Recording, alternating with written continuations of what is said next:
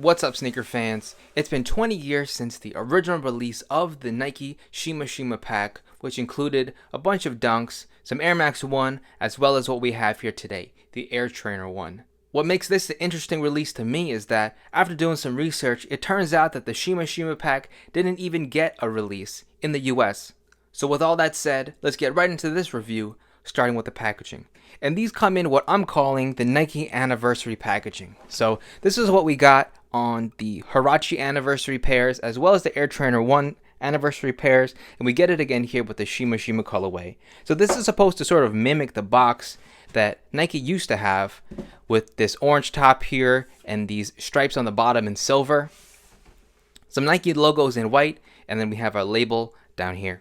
Official name of these, Air Trainer 1, with no mention of Shima Shima anywhere. Official colors, Hay, Baroque Brown, and Taupe.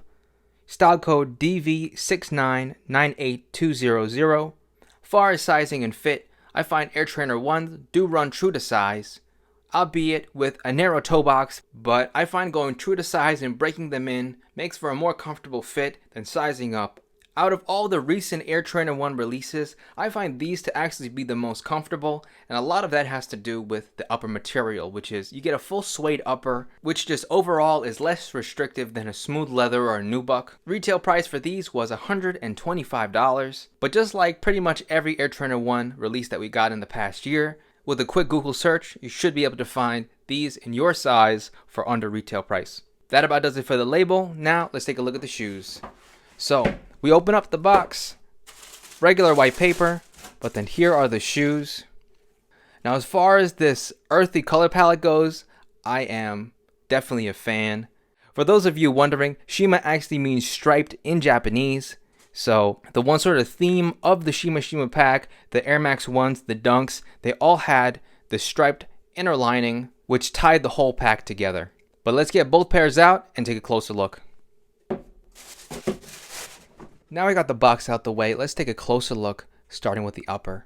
Now what makes this pair unique from all the other Air Trainer 1s that have released so far is the upper materials. I don't think we've gotten another Air Trainer that has this full suede upper to it, and overall the material just makes this a much softer shoe, and that adds a lot of comfort to the shoe itself. So instead of using like rugged materials like nubuck and smooth leathers, we get a full suede upper here, which is just plush. It just feels really nice on feet. Definitely the most comfortable pair of Air Trainer 1s that have released so far. So starting with our quarter panel, we have Baroque Brown on the swoosh, as well as this overlay piece here on the side, our strap, and then our top eyelet on both sides here. On our quarter panel here, we have a hay colored suede material, same color suede material going around our heel here, as well as around our toe box going to our medial side, some more of that material going up our eyelets.